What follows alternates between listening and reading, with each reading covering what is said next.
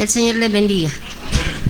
Damos gracias al Señor, ¿verdad? Porque nos permite estar en su casa un día más, ¿verdad? Y qué bueno es verle en la casa del Señor. Bienvenidos cada uno de ustedes, ¿verdad? A su casa.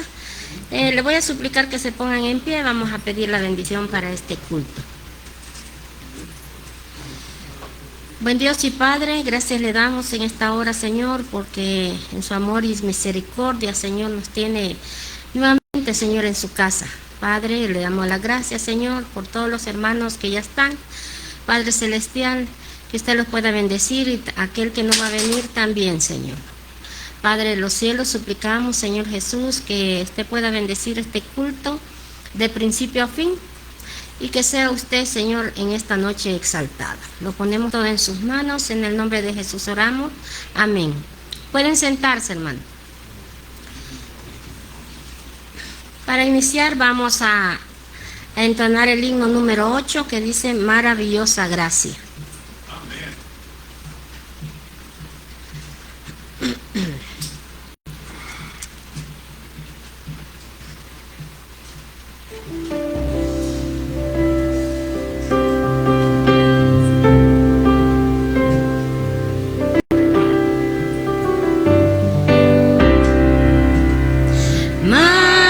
Maravillosa gracia, vino Jesús.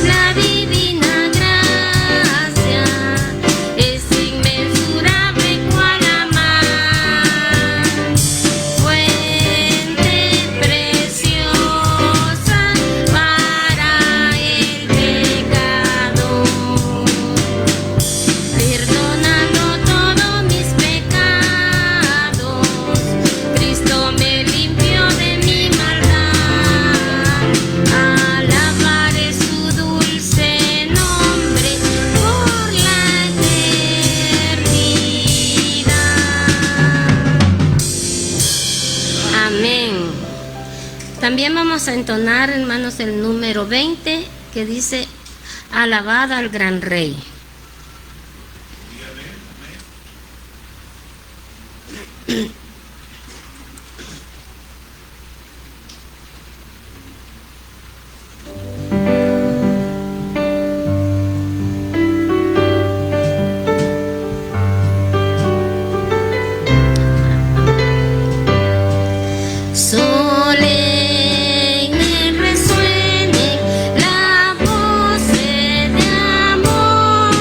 Con gran regocijo,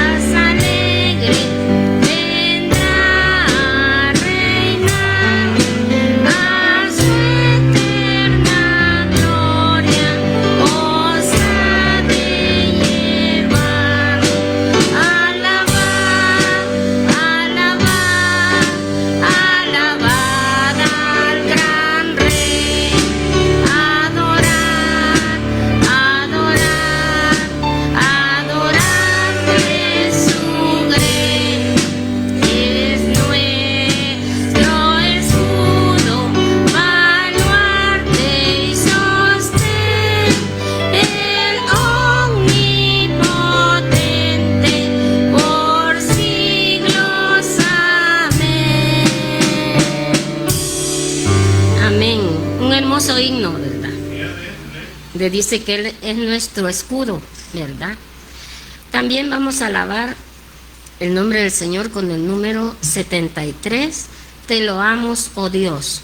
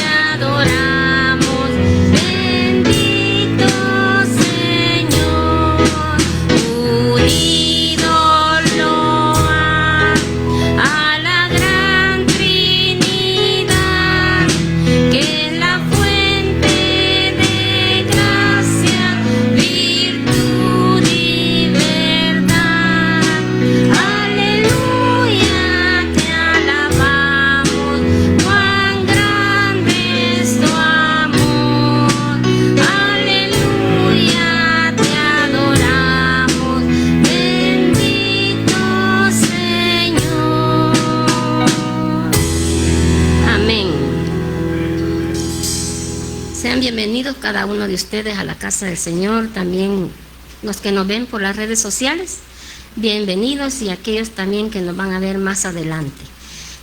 También vamos a entonar el número 80, que se titula Adorarle.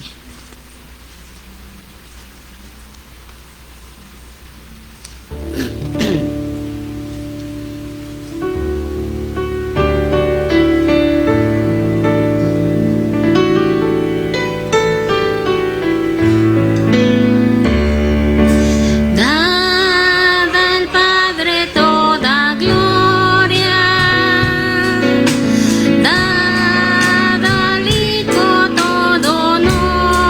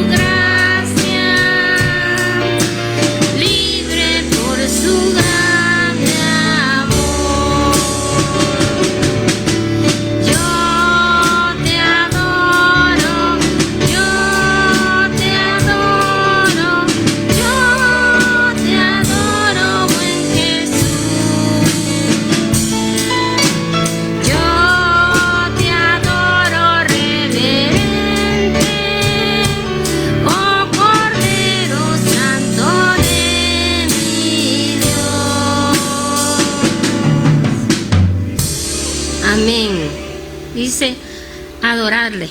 Es un himno muy hermoso, ¿verdad? Donde nosotros podemos cantarle con el corazón al Señor. También vamos a tratar de entonar, hermanos, el número 114, que dice: suenen dulces himnos.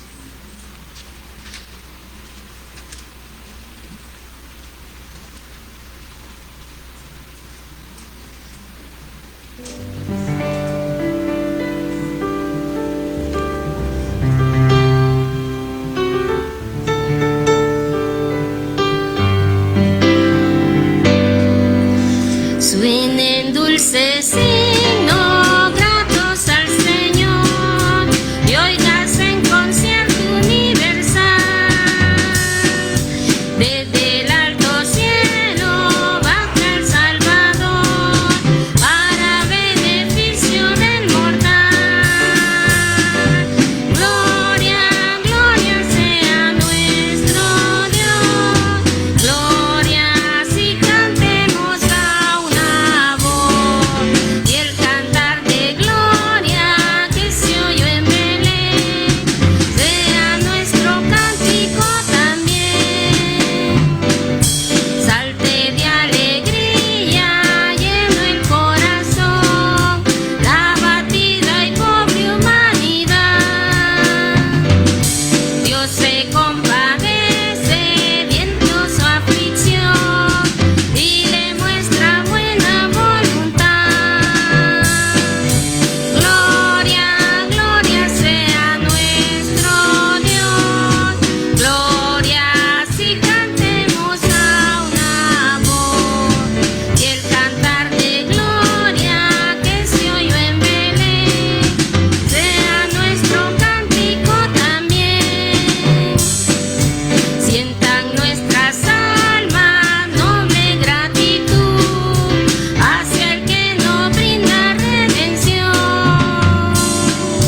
y a Jesús el Cristo que nos da salud tributemos nuestra adoración. Gloria, gloria sea nuestro Dios. Gloria, si cantemos a una voz, y el cantar de gloria que se oyó en Belén sea nuestro cántico también. Amén. ¿Verdad? Que dice que y el cantar de gloria que se oyó en Belén también sea nuestro cántico, ¿verdad? Vamos a dar tiempo a nuestros hermanos que puedan recoger la ofrenda.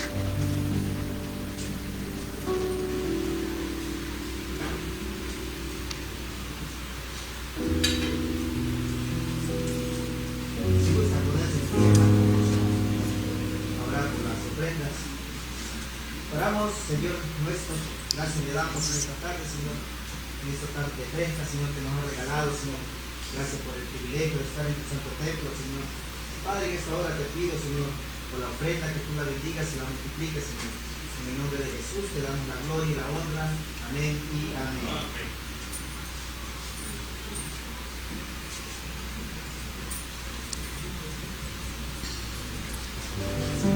Vamos a entonar también el himno número, es un coro, el 151, que dice: Cristo, nombre glorioso.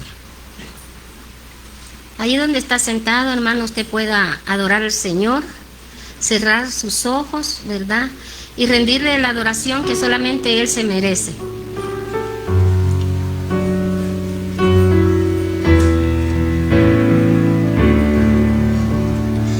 Cristo, nombre glorioso, Salvador bello, precioso Señor,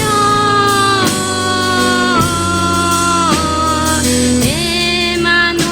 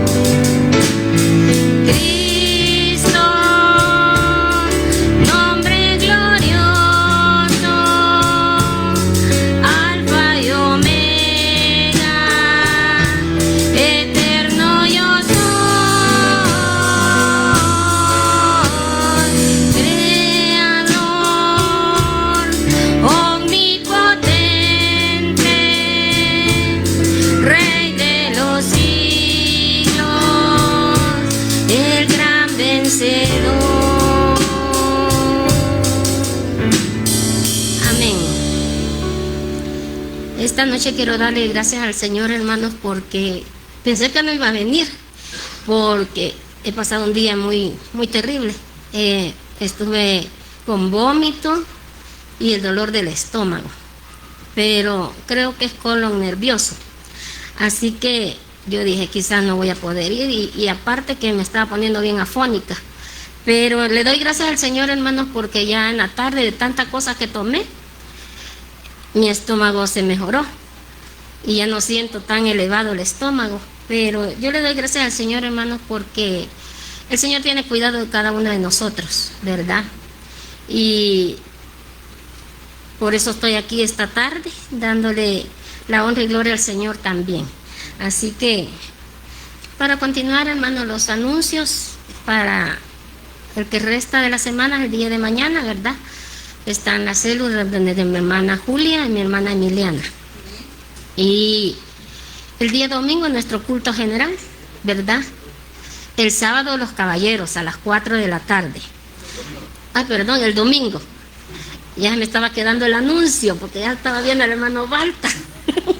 Así que el domingo los caballeros, ¿verdad? Y el culto general a las 7 de la mañana y la escuela dominical a las 9. Esto ha sido, hermanos, con lo que hemos alabado el nombre del Señor, y queda con usted nuestro hermano Víctor. Que el Señor les bendiga.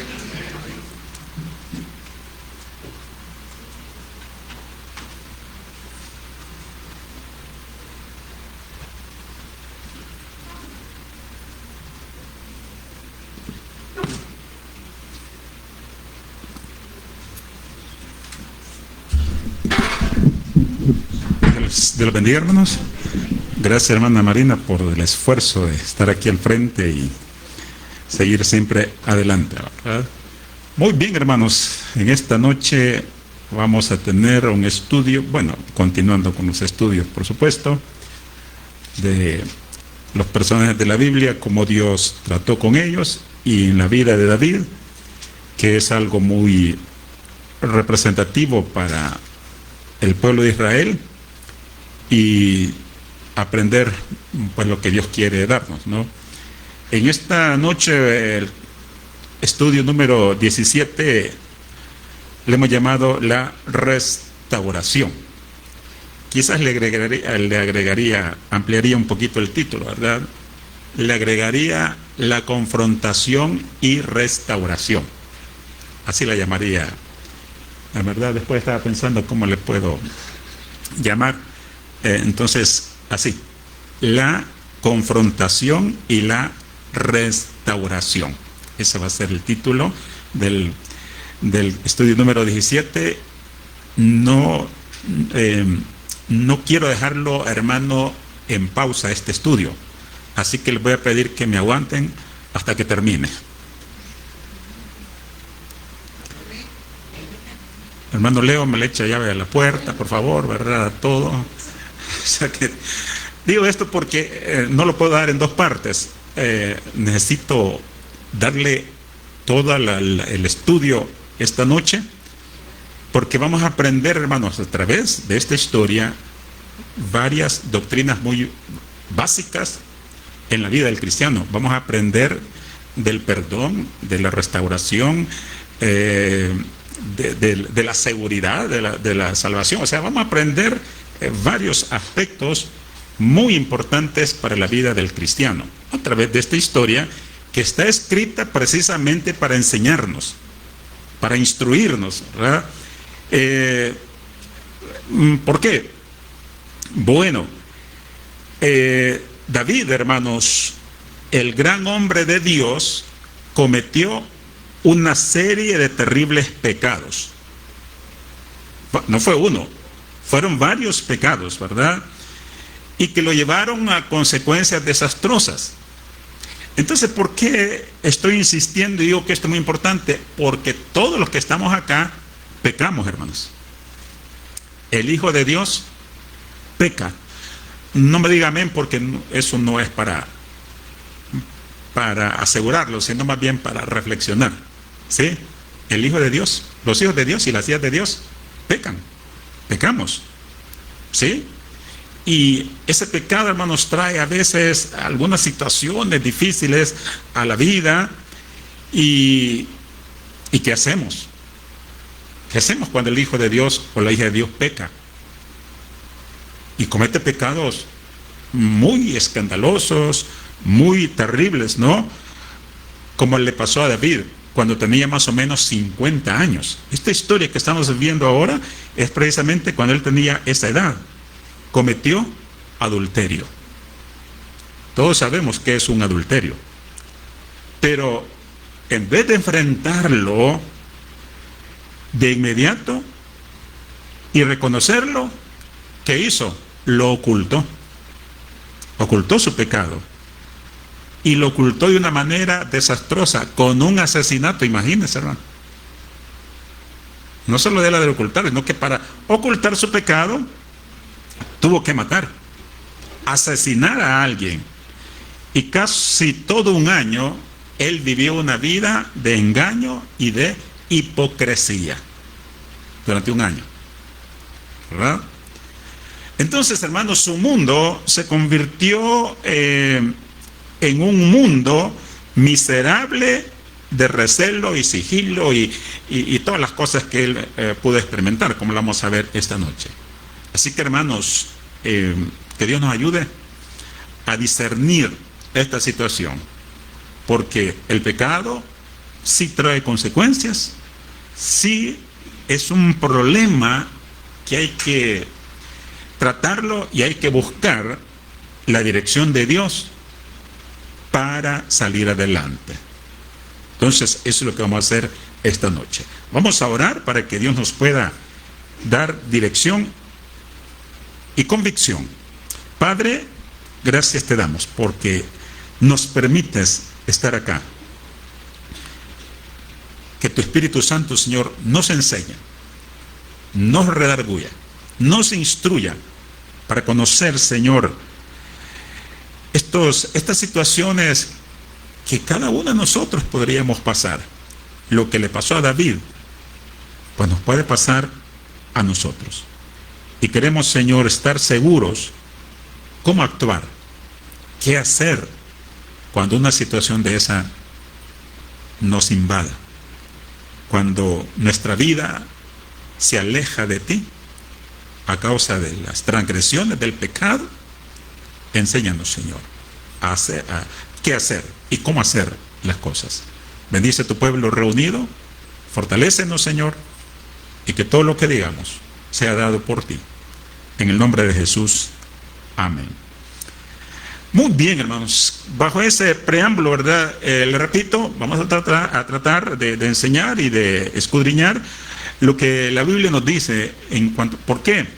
Porque mire, los que hemos tenido la oportunidad de andar compartiendo el Evangelio en algunas ocasiones, hemos encontrado personas que han sido cristianas y ya no perseveran y andan así un poco alejados de Dios.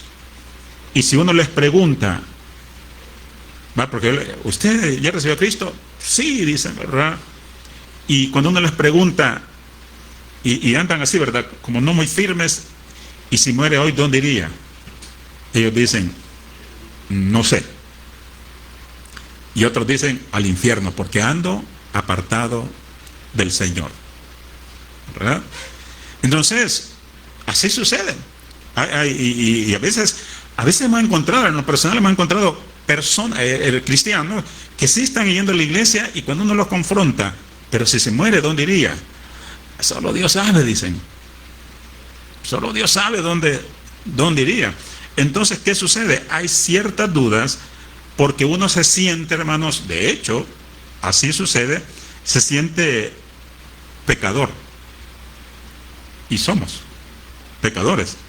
Pero en esta noche, a través de esto que sucedió en la vida de David, repito, vamos a ver qué Dios nos dice y tenemos que recordar, hermanos, cómo se hace y cómo se enfrenta o cómo se confronta el pecado. Y David, hermanos, tuvo en secreto el pecado que había cometido. Digo en secreto porque no es que no lo conocieran. Ya Joab lo conocía porque Joab se dio cuenta. y otros más que estaban cerca de él, se dieron cuenta del pecado. Pero él lo tuvo en oculto por lo menos durante un tiempo, ¿no? Y ¿sabe qué, hermanos? Hay un problema, y esto no va para todos, pero para que lo sepamos. Cuando la gente está en alta posición, independientemente cuál sea esa alta posición, puede ser un pastor en nuestro ámbito, puede ser un presidente de un país, un directivo. Cuando alguien está en una posición de autoridad, de liderazgo, es más difícil ser público lo que uno hace, porque trae más consecuencias. O sea, uno piensa que trae más consecuencias, y porque como tampoco uno tiene que rendirle cuentas a nadie, es bastante absoluto uno, entonces trata de solucionar las cosas como uno piensa que debe de solucionarlo. Y por eso es que David, cuando cometió su pecado, como él tenía autoridad, ¿qué pasó ahí? Como él tenía autoridad, él quiso solucionar el problema a su manera. ¿Y qué dijo que iba a hacer? Bueno, mató a Urías, la mujer queda viuda y me caso con ella. Así soluciono el problema. ¿Alguien le iba a decir nada? No. ¿Por qué? Porque él tenía la autoridad. ¿Sí? Entonces, hermano, ¿y cuál fue entonces el problema de David? Que actuó con premeditación. O sea, después que había cometido el pecado, él empezó a tener una estrategia ya premeditada, todo lo que iba a hacer, y no fueron entonces faltas momentáneas. Él no cayó por accidente en el pecado, sino que premeditada y deliberadamente pecó con Betsabé, mandó asesinar a su esposo y vivió una gran mentira los siguientes meses. Esa fue la realidad de David, ¿no? Entonces, veamos en esta noche qué nos dice la Escritura, ¿verdad? En primer lugar, hermanos, vamos a hacer una retrospectiva algunos meses atrás. ¿Por qué? Porque durante ese tiempo, el pecado de David no lo pasó desapercibido. Dios no lo pasó desapercibido. Me hubiese gustado que esta lección hubiese sido un poco interactiva, pero no lo podemos por causa del tiempo, ¿verdad? Pero voy a hacer una pregunta. En este momento vamos a ubicarnos en el capítulo 12 de 2 de Samuel. Busque allí el capítulo 12 de 1 de Samuel, ¿verdad? Entonces, quiero hacer una pregunta muy fácil de responder. ¿Estaba en pecado David en este momento? Pregunto, ¿estaba en pecado David en este momento? ¿Sí o no?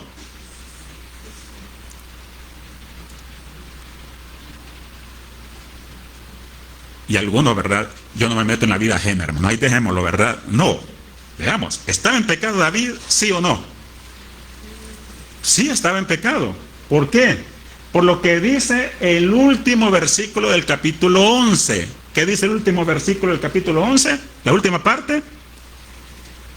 Mas esto que David había hecho, ¿qué pasó? Dice, fue desagradable ante los ojos de Jehová. Pregunto nuevamente, ¿estaba mal David con Dios en este momento? ¿Verdad? 2 de Samuel, sí. ¿Estaba mal con Dios David en este momento? Sí, estaba mal. Su relación estaba hecha añico, o sea, la relación con Dios estaba alejada. Vimos el jueves pasado que en este momento David ni compuso ningún salmo. No hay una oración, no hay una canción hacia Dios en este tiempo, ni oraciones, ni nada. ¿Qué concluimos? Que estaba mal con Dios. El pecado lo había alejado de él, ¿no? Ahora bien, hermanos, repito, dice, fue desagradable ante los ojos de Jehová. Y quiero aclarar algo. lo que fue pecado hace 3000 años sigue siendo pecado hoy en día, aunque muchos lo cometan. ¿Verdad? Si Dios dijo hace 3000 años que lo que David había hecho era malo, sigue siendo malo ahora. ¿Sí? Cometer adulterio, hermanos, era pecado hace 3000 años y es pecado ahora todavía. Ahora sí, díganme amén. Aunque el mundo no, así, mire, ahora como el matrimonio ha sido tan degradado, ¿no? Hoy el matrimonio está degradado, hermanos, completamente. La gente se casa y a los días están divorciados. ¿Sí? Ahora el matrimonio no es para toda la vida, sino que hasta que uno de los dos aguante. Más o menos así, ¿verdad? Hasta que las cosas funcionen bien, de ahí cada quien agarra para su casa, ¿no? Así está el matrimonio degradado. En el ambiente normal, digamos, aún en el aspecto cristiano, ¿sí? Los cristianos, los evangélicos, ha subido la tasa de divorcio, de separaciones. Y no digamos en el ambiente mundano, ¿no? Se casa hombre con hombre, mujer con mujer, mujer con chucho, porque hasta con chucho se casan, ¿verdad? ¿Se acuerda que hace tiempo viendo a alguien casando ahí hasta con quien sea, ¿verdad? Entonces, hermano, está degradado. Entonces, si volvemos a lo que dijo Dios hace 3000 años, lo que David había hecho fue desagradable ante sus ojos, sigue siendo desagradable también ahora. Pecado es pecado, ¿verdad? ¿Por qué, hermanos? Degradar una unión matrimonial por una relación adúltera sigue siendo un pecado intencional, aunque muchos lo estén practicando, como ya lo dije. Así que, hermanos, tengámoslo muy en cuenta. Ahora, ¿por qué estoy haciendo énfasis en el pecado de adulterio? Porque trae muchas consecuencias, ¿no? El apóstol Pablo lo recalcó más adelante, cuando dijo: cualquiera que se une con una ramera está pecando contra sí mismo, contra el cuerpo del Señor. Porque sabemos algo, hermano, su cuerpo, este cuerpo que usted tiene, ya no es suyo. ¿De quién es? De Dios. De Dios. Y que tome el cuerpo de Dios, que le pertenece a Dios, el templo de Dios, y lo vaya a unir en una relación ilícita, eso se complica bastante. Muy complicado, como lo vamos a ver en esta ocasión, ¿no?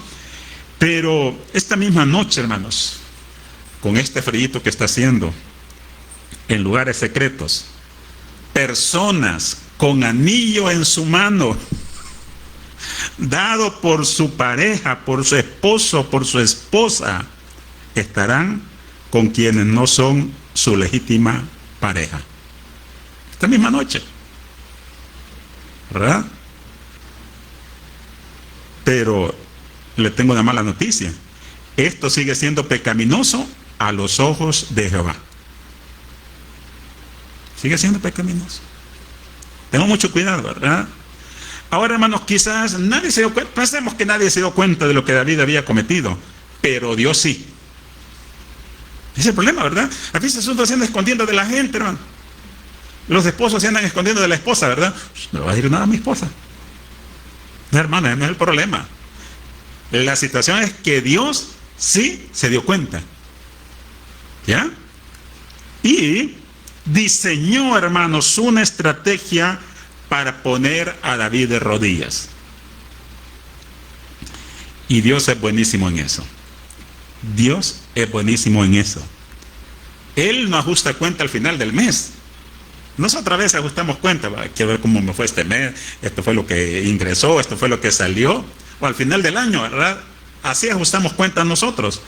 Pero cuando Dios se las ajusta, el Dios no espera fin de año, o sea, no tiene un tiempo específico, pero cuando las ajusta, cuando Dios ajusta cuenta, lo hace bien. Por eso la Biblia dice: no os engañéis, Dios no puede ser burlado. ¿Por qué?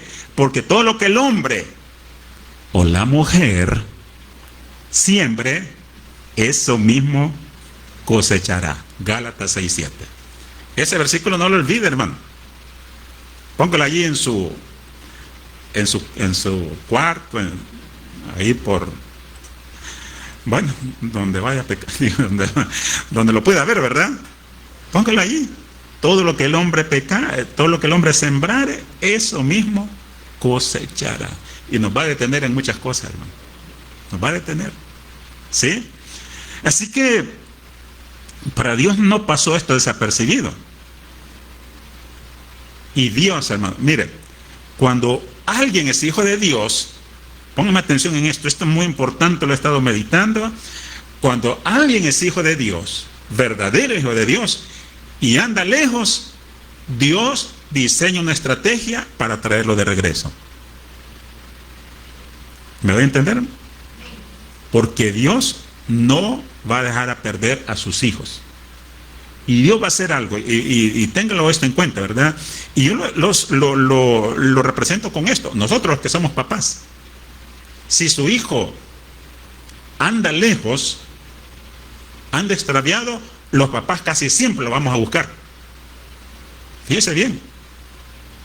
Y aunque uno se enoje, este hijo, ¿verdad?, ya no me entiende, pero siempre está con esa intención de irlo a rescatar.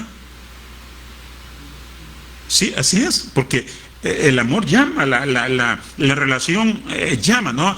Así que, hermanos, cuando un hijo de Dios se aleja de Dios, como es su hijo, Dios lo va a regresar. Lo único que a veces lo regresa, hermanos, completito. Y a veces lo regresa en una caja, golpeado, maltratado, ¿verdad? Y qué malo es Dios, no, qué amoroso es Dios, porque Dios no quiere que nadie se pierda, ¿verdad? Entonces, hermanos, pero ¿qué pasó con David en ese tiempo? Mire, resumamos un poquito, ¿verdad? David le gusta a la muchacha, ¿verdad? La ve que está bañando, la manda a traer, hace lo que tenía que hacer, la mujer sale embarazada. ¿Qué hago ahora?, dice David. Bueno, voy a engañar al esposo para que, y él arma su estrategia, no le funciona, porque Urías es más santo que el propio rey, ¿verdad?, más íntegro, no le funciona, y cuando ve que no le funciona su estrategia, David le dice, mátenlo, y lo mata. Y no solo quedó con eso, una vez lo mata, trae a la esposa.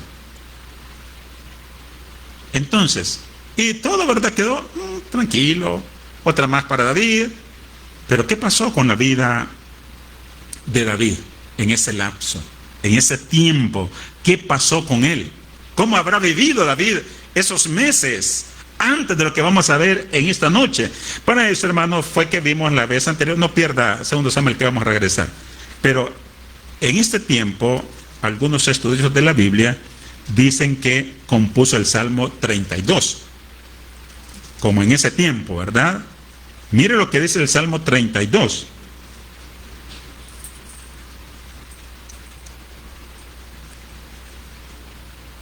Salmo de David.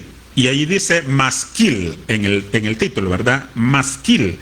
Dicen que masquil significa enseñanza. Y es un salmo diseñado para enseñar. ¿Y cómo enseña, hermano? Masquil es enseñanza. Leamos algunos versículos, no lo vamos a leer todo, pero por lo menos dice: bienaventurado aquel cuya transgresión ha sido perdonada y cubierto su pecado.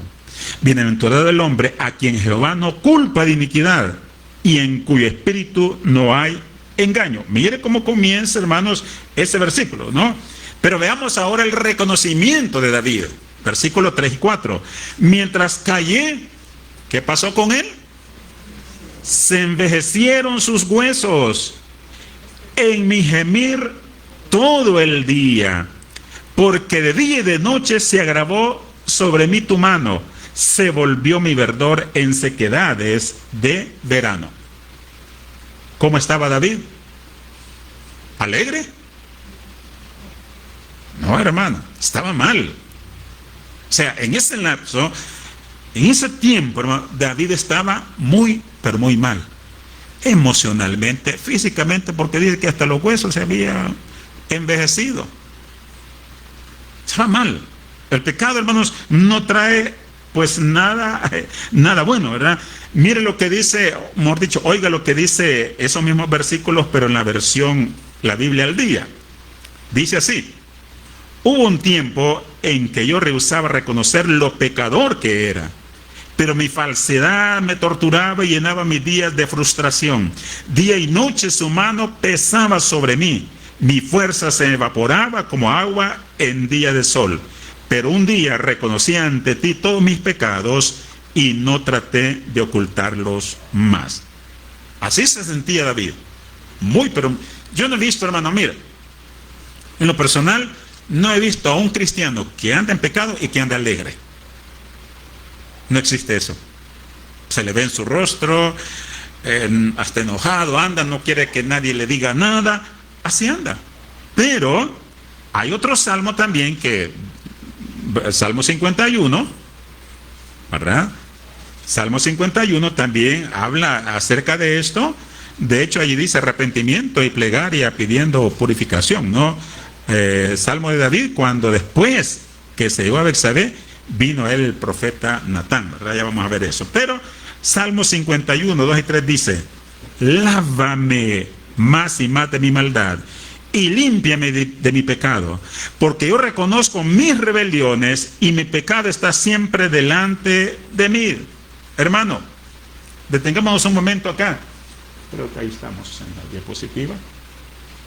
Mire, David no estuvo reposando tranquilamente, sin preocupaciones, tomando sorbos ahí de cafecito, ¿no?, de limonada en el patio de su casa, después de cometer su adulterio. De esto podemos estar seguros. Sus noches eran de insomnio, ¿verdad? Y pidámosle al Señor, hermanos, oiga bien esta petición, pidámosle al Señor que un cristiano que ande mal no duerma, que tenga pesadillas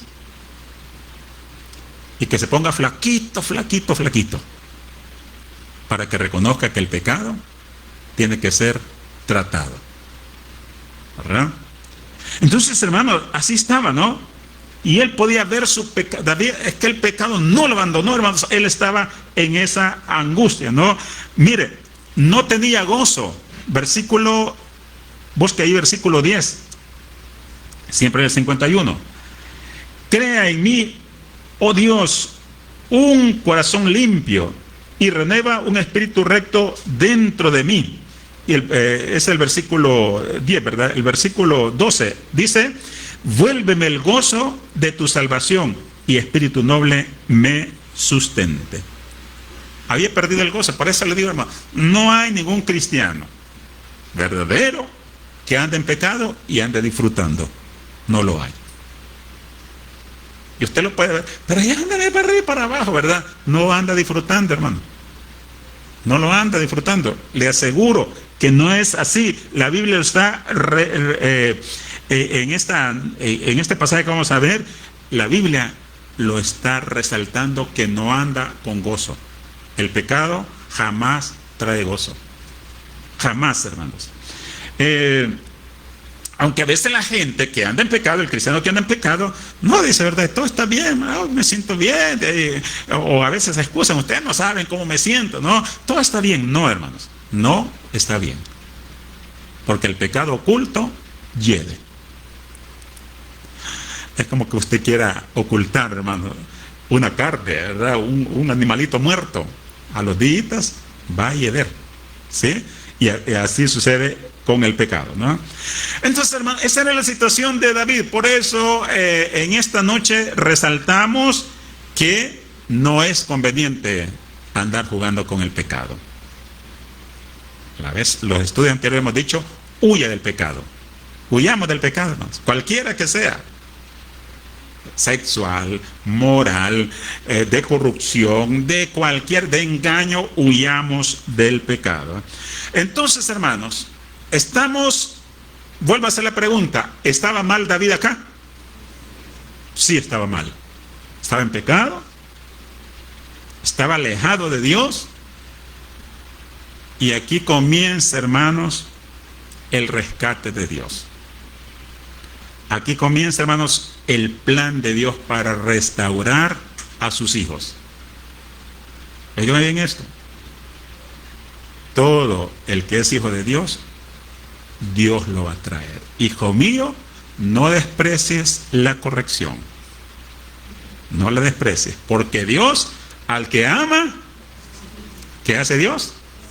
Castiga, reprende, ¿no? Entonces, ¿qué hacemos cuando hemos pecado, hermanos? ¿Huir? ¿Ocultarlo? No, esa no es la solución. La vamos a ver en esta noche con este pasaje, ¿verdad? Vamos entonces al segundo punto. Hoy sí vamos ya a 2 Samuel. Vamos a 2 Samuel. ¿Qué hace Dios cuando un hijo de él ha pecado? Esto que está acá. Eso que está acá. Vamos a 2 Samuel capítulo 12, dice el versículo 1. Jehová envió a Natán a David y vino a él. ¿Verdad? Mire, hermano, esto, ¿verdad? Vale la pena notar que Natán no fue por su propia cuenta, sino que fue enviado por ¿quién? ¿Estamos seguros? La Biblia dice, ¿verdad? Fue enviado por Dios. ¿Por qué Dios envió a Natán? Pregunto, ¿por qué Dios envió a Natán? Porque tenía que rescatar a su hijo, David. ¿Sí? Es que Dios dijo, mi siervo David, el hombre conforme al corazón mío, está en pecado. Tengo que ir a restaurarlo. Entonces el Señor, dice esta versión, la Biblia de la América, entonces el Señor envió a Natán a David. ¿Es clara la Biblia, ¿no? Entonces es Dios quien opera el proceso del rescate. Porque ¿quién había ido a David en estos tiempos, en estos meses anteriores? Nadie. Pero Dios dijo, mi hijo está en problema. Voy a hacer el rescate, ¿no? Entonces, la palabra más importante que aparece en esta versión es entonces. Dios envió. Entonces, porque ¿cómo termina el capítulo anterior? Dice, esto que David había hecho no fue agradable a los ojos de Dios. Y entonces en esta versión dice, entonces Jehová envió a Natán. Miren, viendo la situación, Dios envía a Natán, ¿no? Ahora, pregunto, otra pregunta. ¿Cuándo fue enviado? ¿Inmediatamente después del adulterio? Contésteme. ¿Inmediatamente después del adulterio? No. ¿Inmediatamente después que Betsabé dijo, estoy embarazada? Para que se me haga fácil, ustedes me responden no, ¿verdad? ¿Inmediatamente después que asesinó a Urías? No. Tampoco. ¿Sí? Inmediatamente después de que se casó con la esposa embarazada de Urías. La respuesta es no. Ayúdame, ¿verdad? Inmediatamente después que nació el niño. No. Ninguna de esas es sí. Ninguna, ¿no? Algunos estudiosos de la Biblia, que se llaman eruditos, creen que hubo por lo menos un intervalo de 12 meses antes de que Natán lo visitara. 12 meses. Dios esperó hasta que llegó el momento perfecto. Por eso, hermano, mire, el hermano anda en pecado, espera, ya lo va a tratar Dios. Ya lo va a tratar Dios. El problema que yo siento es que entre más se tarda, la estrategia es más dura todavía. Entre más se tarda Dios, y a veces uno, ¿verdad?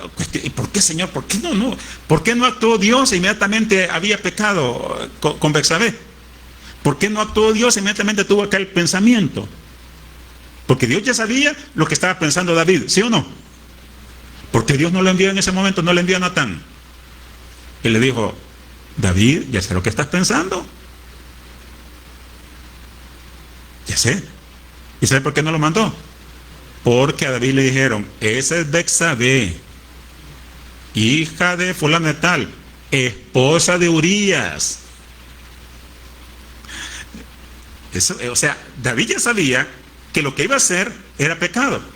¿A usted le gusta que le anden diciendo, hermanos, los profetas que anden en pecado? Porque a algunos les gusta, ¿verdad?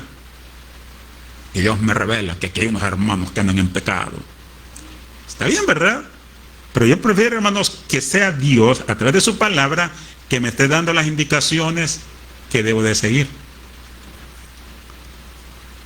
¿A usted le gusta que el profeta le diga? Pues ya es otra cosa, ¿verdad? Pero ¿por qué Dios no le mandó al profeta ahí? Porque David tenía que tomar sus decisiones basadas en sus convicciones. Y David hubiera dicho, esto es pecado, no lo voy a hacer. Entonces por eso decimos, no sé, ¿y por qué Dios no me detuvo? Ay, hermano, ¿y por qué Dios no me detuvo? Porque usted ya sabe que lo que va a hacer es pecado. ¿Y quién tiene que detenerse? Cada uno de nosotros. Cada uno de nosotros. Así que, hermanos, pero Dios solo tuvo que esperar el momento correcto, el tiempo correcto, ¿verdad? O sea, Dios no solo hace lo correcto, sino que lo hace también en el momento preciso, para que el impacto, hermano, sea lo más profundo posible, ¿no?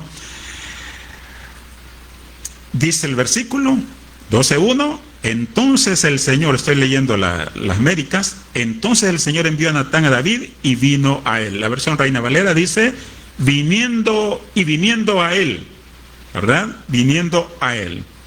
Hermanos, Dios no solo sabía, como ya dije, cuál era el momento perfecto, sino también escogió a la persona perfecta. Atención, por favor. A veces, hermanos, para restaurar a alguien, no, quizás no a veces, sino que casi siempre, cuando alguien anda en pecado, Dios va a enviar a alguien a restaurar a esa persona. ¿Están conmigo, no? Dice la Biblia, siempre hablando Pablo a los Gálatas, hermanos, si alguno fuere sorprendido en alguna falta, ¿qué dice? Vosotros que sois espirituales, ¿qué hagamos? Restauradle con espíritu de mansedumbre, ¿no? De mansedumbre. Así que, hermano, mire, Dios sabe el momento correcto y la persona que nos va a mandar para ser restaurados, ¿no? Natán, como dice ahí, ¿verdad? Natán era un hombre respetado por David, ¿sí? Que se había ganado el paso de los años ese respeto, ¿no? Y el profeta Natán pues no necesitaba ninguna presentación porque David lo conocía bien, ¿sí? Entonces, hermano, y pongámonos en las sandalias de este profeta y pensemos, hermanos, en lo difícil del encargo de Dios que le había dado. ¿Qué le iba a decir? Que David estaba en pecado, el rey estaba en pecado, ¿no? Aunque quizás ya había algunas dudas, ¿verdad?, de lo que había pasado con David, pero Dios sí lo sabía. Y le dice Dios a Natán, ve a David y dile. Y Natán obedeció en el acto, ¿no? Él fue. Y yo no sé, hermanos, qué pasó en ese lapso en que Natán recibe la orden y el momento que se va a encontrar. A ver, ¿y cómo le digo a David? ¿Cómo le digo a David? Me imagino que oró. Me imagino que, o le dijo, ¿qué le voy a decir? Dile lo que, ¿verdad? Porque vea lo que va a hacer, hermanos. Vamos entonces al capítulo 12, 1 al 3. Ahora sí lo leo todo. Jehová envió a Natán a David, y viniendo a él le dijo: había 2 hombres en una ciudad, el uno rico y el otro pobre. El rico tenía numerosas ovejas y vacas, pero el pobre no tenía más que una sola corderita que él había comprado y criado, y que había crecido con él y con sus hijos juntamente, comiendo de su bocado y bebiendo de su vaso y durmiendo en su seno, y la tenía como a una de sus hijas.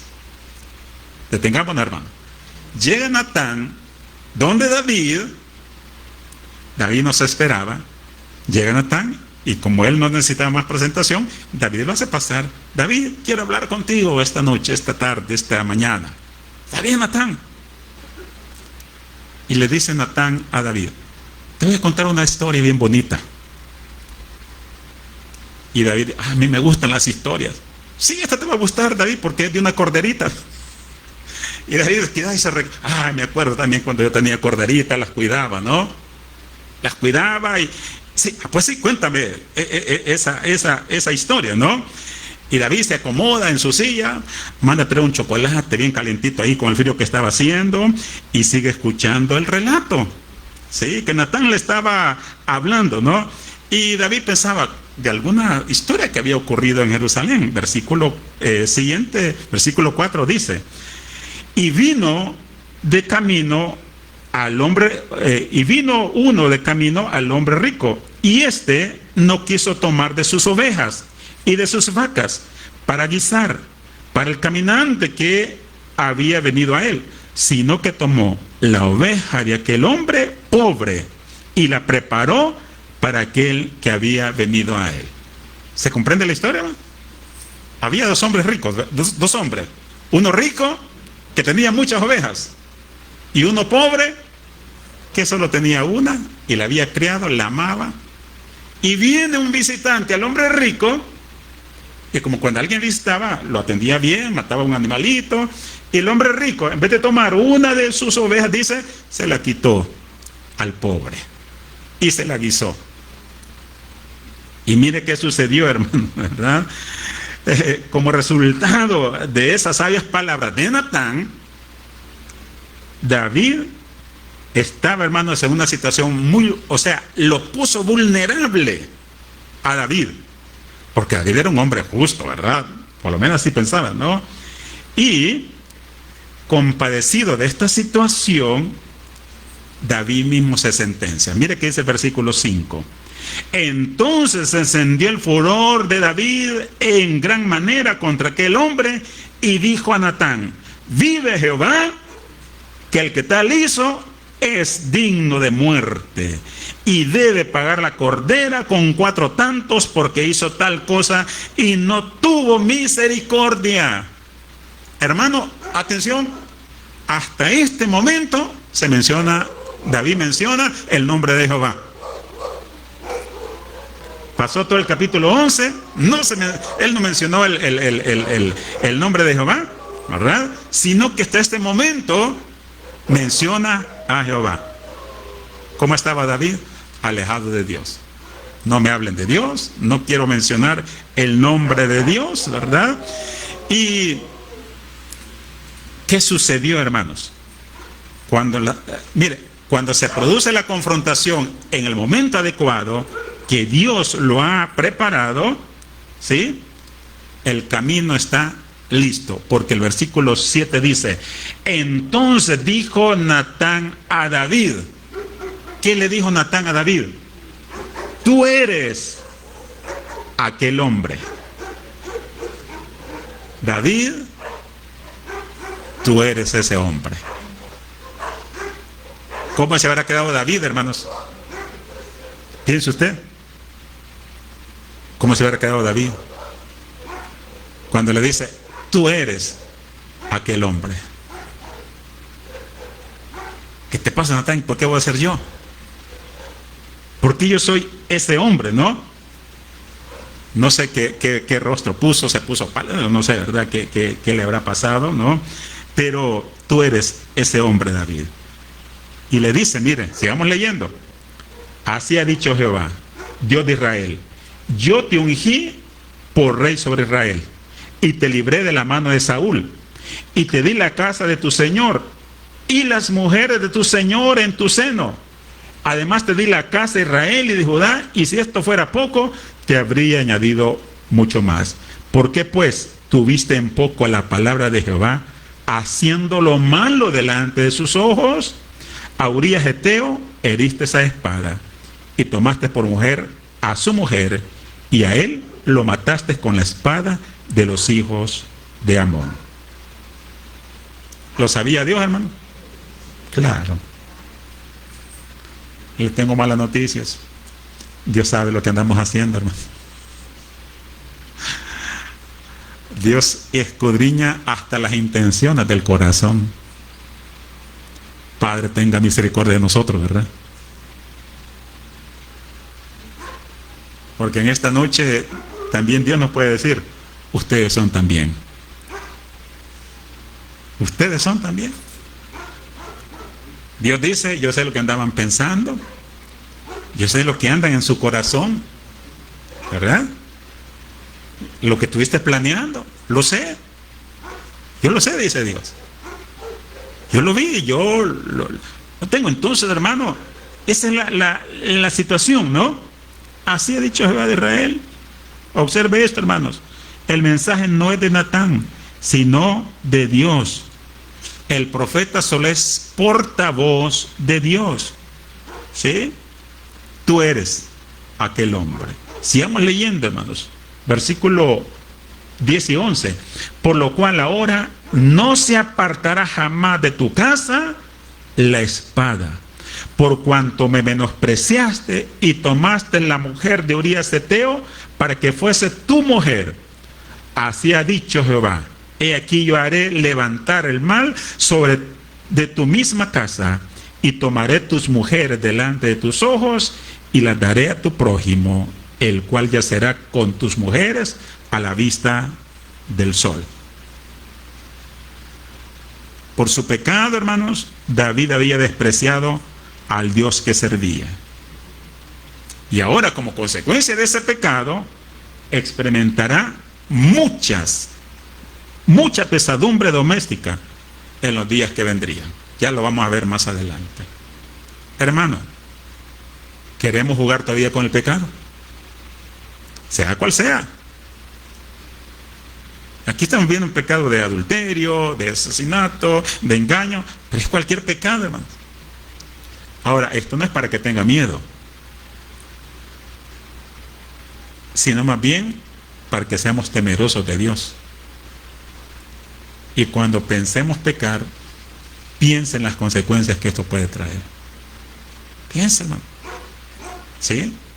Porque Dios no lo va a dejar y Dios lo va a traer, pero las consecuencias a veces Dios no las quita, hermanos. ¿Sí? Y ahí está, ¿verdad? Consecuencias terribles, las del pecado. ¿Sí? David quedó sentado con la boca abierta, pensando y quizás queriendo retroceder en el tiempo, y David hubiese dicho, ¿por qué hice semejante cosa? ¿Por qué? ¿Sí? Ahora, hermano, aquí hay dos personas, ¿verdad? Aquí hay dos personas en esta historia. ¿Cuáles son las dos personas? Los dos personajes. Pregunto, ¿cuáles son los dos personajes? Apartando a Dios, ¿verdad? Que ahí está. ¿Cuáles son los dos personajes? Si usted le pregunta, ¿cuáles son los personajes de esta historia? Primero, David. Segundo, Natán. ¿Cuál era la función de Natán acá? ¿Cuál era la función de Natán acá?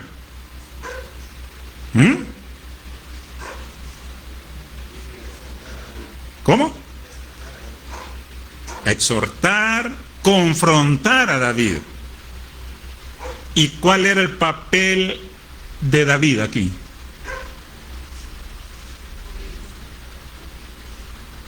¿Era la víctima? O como dicen, la víctima. No era la víctima.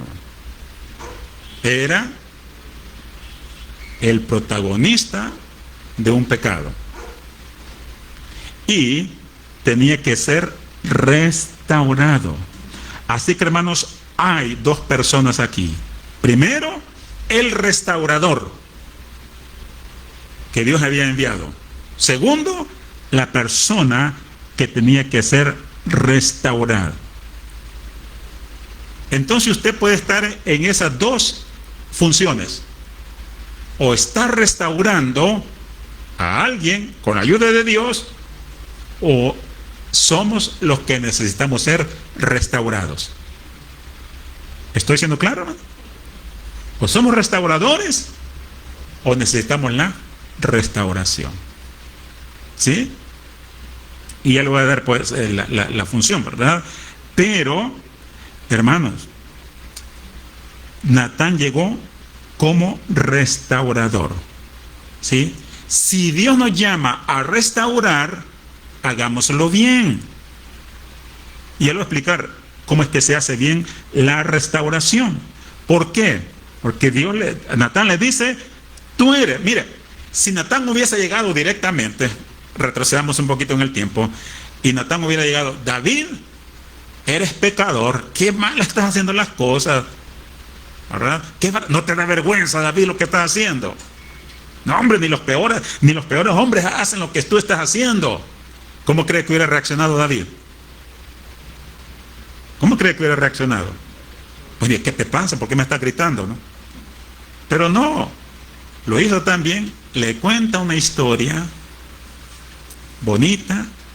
David se identifica con la historia y él mismo dice, ese hombre debe ser muerto, ¿verdad? Y debe pagar lo que dañó.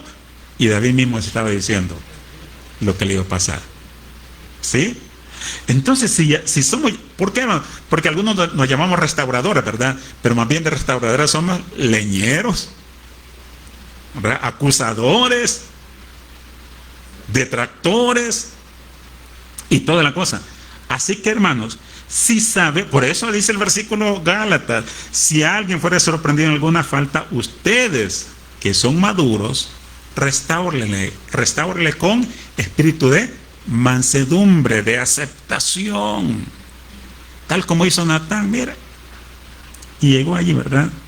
Pero al darse cuenta, hermanos, David de que es absolutamente culpable, lo admite sin vacilación. Sigamos leyendo, ya vamos a ir terminando, ¿verdad?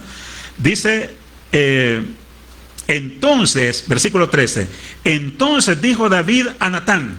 ¿Qué dijo David a Natán? ¿Qué dijo? Pequé contra Jehová.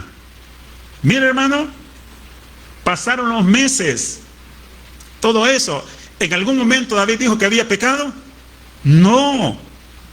Hasta este momento, o sea, para él, una más, ¿verdad? No había sido pecado. Ahora sí reconoce, pequé contra Jehová. Pequé. Hasta aquí reconoció que había pecado. Pequé. He pecado contra el Señor. Y con ese reconocimiento comienza la restauración. Si un hijo de Dios quiere ser restaurado, lo primero que tiene que reconocer es que ha pecado. No encubramos el pecado, ¿no? Pero, hermano, pecado también es mentira. ¿Sí? Pecado, hermanos, es engañar a alguien. Pecado es pecado. Y uno tiene que... Sí, pecó, ¿verdad? Pecó. Y David hasta este momento he pecado, dice. He pecado. Pero Natán le responde inmediatamente. Mire, versículo 13, ¿verdad? Y Natán dijo a David. ¿Qué le dijo Natán a David? También Jehová ha remitido tu pecado. ¿Qué pasará? No morirás. No morirás. ¿Sí? ¿Cómo se llama eso, hermanos? Se llama gracia. Se llama gracia. ¿Merecía la muerte de David? Sí. ¿Pero qué le dijo Dios? No vas a morir. No te voy a matar. Merecía Porque si le dice, no morirás, es porque merecía la muerte, ¿no? Eso se llama gracia, misericordia de Dios, ¿sí? No morirás. Pero luego le dice la primera consecuencia. ¿Cuál fue la consecuencia? Versículo 14.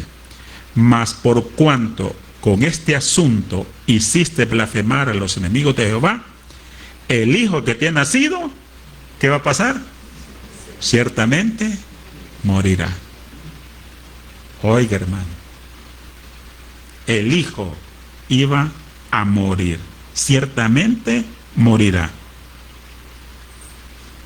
O sea, esa es la primera consecuencia.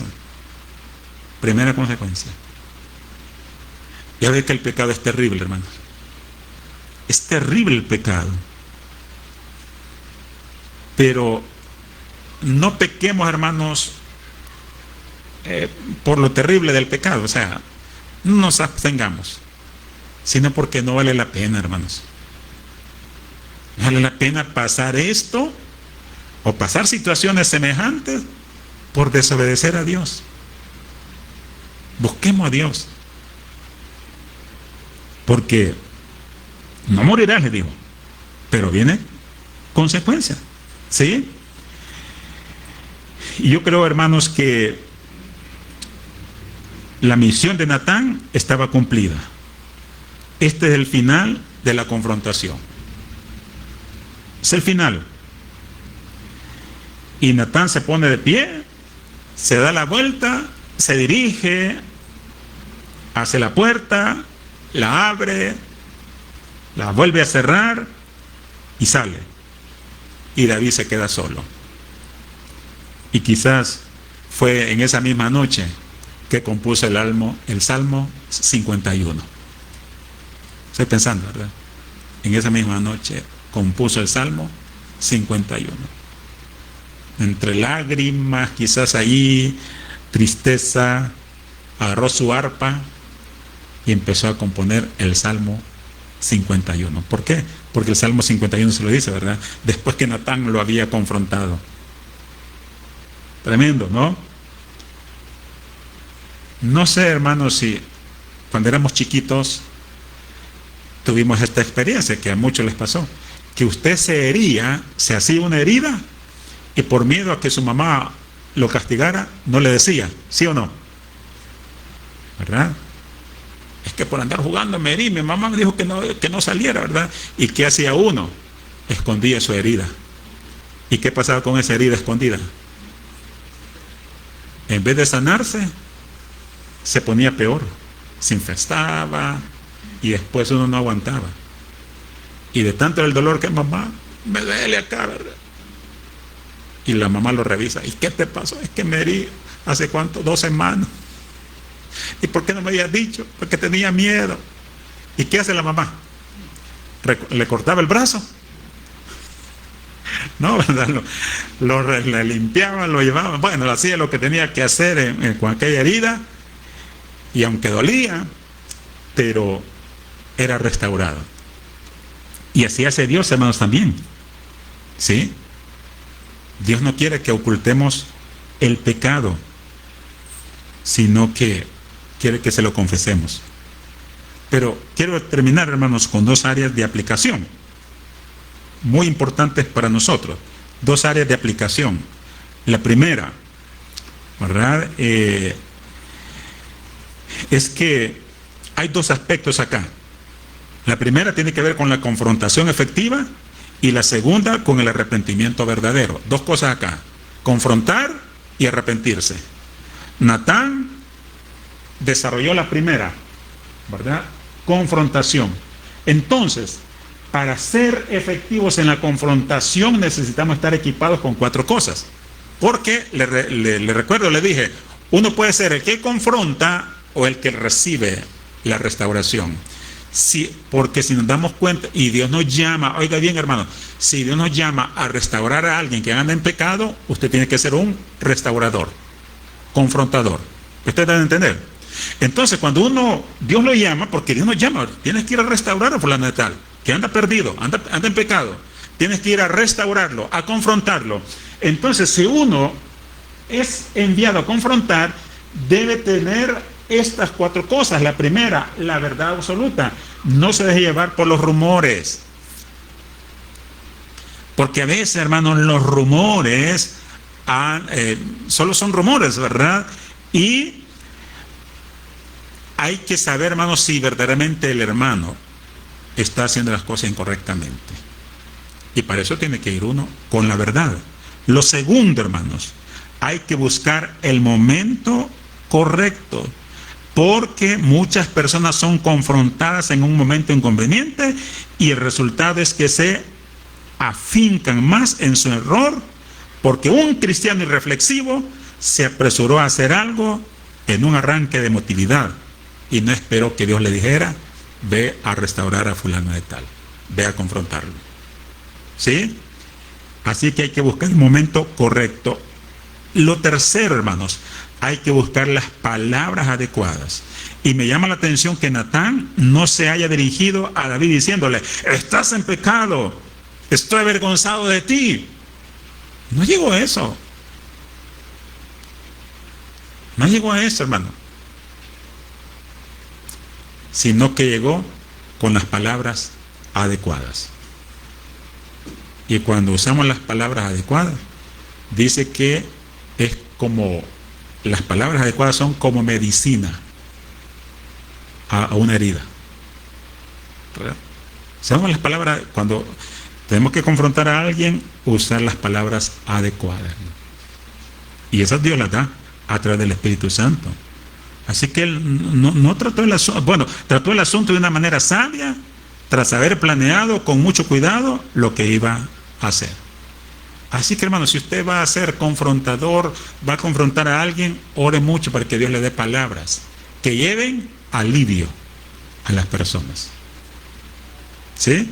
Y en cuarto lugar, hermanos, mucha valentía.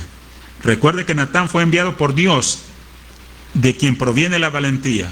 Usted no tendrá nada que perder si anda en el poder de Dios. Pero uno puede corregir si anda en el poder de Dios. Pero si uno anda peor que el otro, ¿qué vamos a confrontar? Hasta Satanás nos puede agarrar, ¿verdad? Y porque andas confrontando, andas haciendo lo mismo. Muy bien.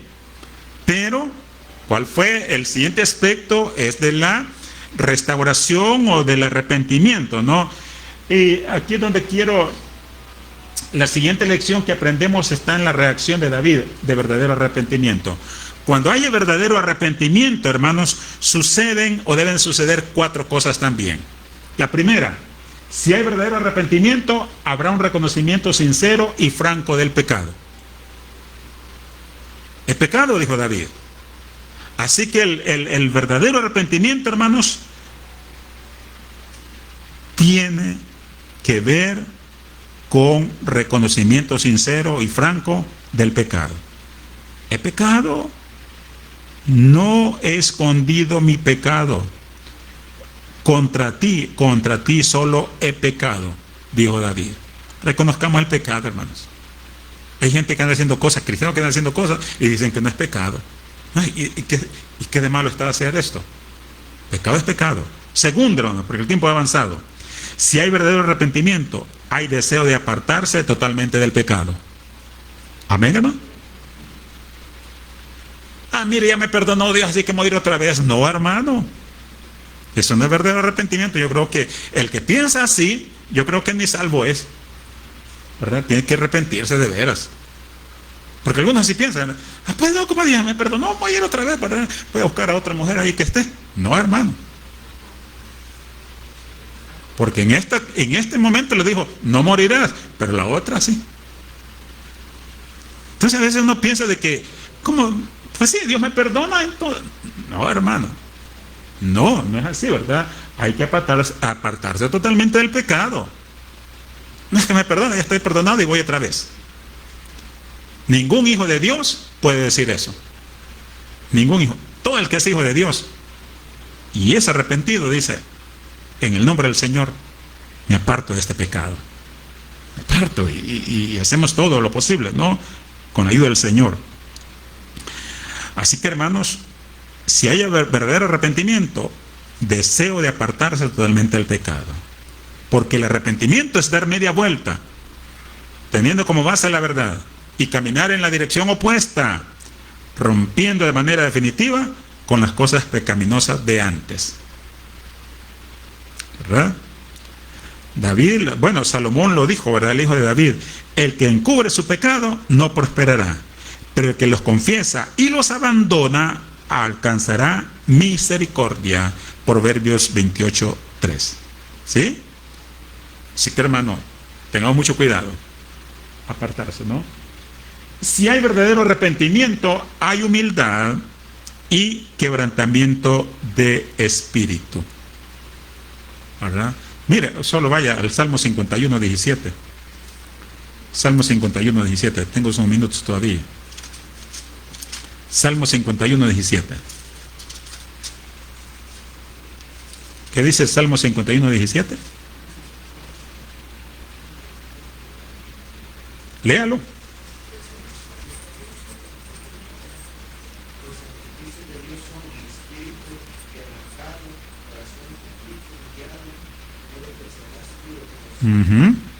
Hay humildad y quebrantamiento de espíritu, hermanos. Es que Dios no nos va a dejar tranquilos si andamos en pecado, hermanos. No nos va a dejar tranquilos, ¿no? Hasta que hayamos reconocido y humildemente, y ese quebrantamiento de espíritu, nos acerquemos a Él, ¿no? Y a pesar de por lo que hemos hecho, hermanos, la alegría por el alivio y el descanso que produce el arrepentimiento, no lo dejen allí imperturbable e indiferente. No, hay alegría cuando uno se arrepiente y hay un descanso, ¿no? Y en cuarto lugar, hermanos, el verdadero arrepentimiento, cuando hay verdadero arrepentimiento, es la confianza de que ha habido perdón y restauración de parte de Dios. ¿Por qué? Porque la Biblia lo dice, ¿no? Fíjense que el dar la vuelta e ir, hermanos, en otra dirección, nos hace confiar que el Señor nos ha perdonado y restaurado. Cuando usted dice: he pecado, esto que hice no está de acuerdo a lo que Dios quiere, y voy a caminar en otra dirección, ¿sí? Por eso, hermano, es lo primero que Natán hace con su amigo David. ¿Qué le dice? No morirás. Dios ha perdonado tu pecado, pero habrá consecuencias.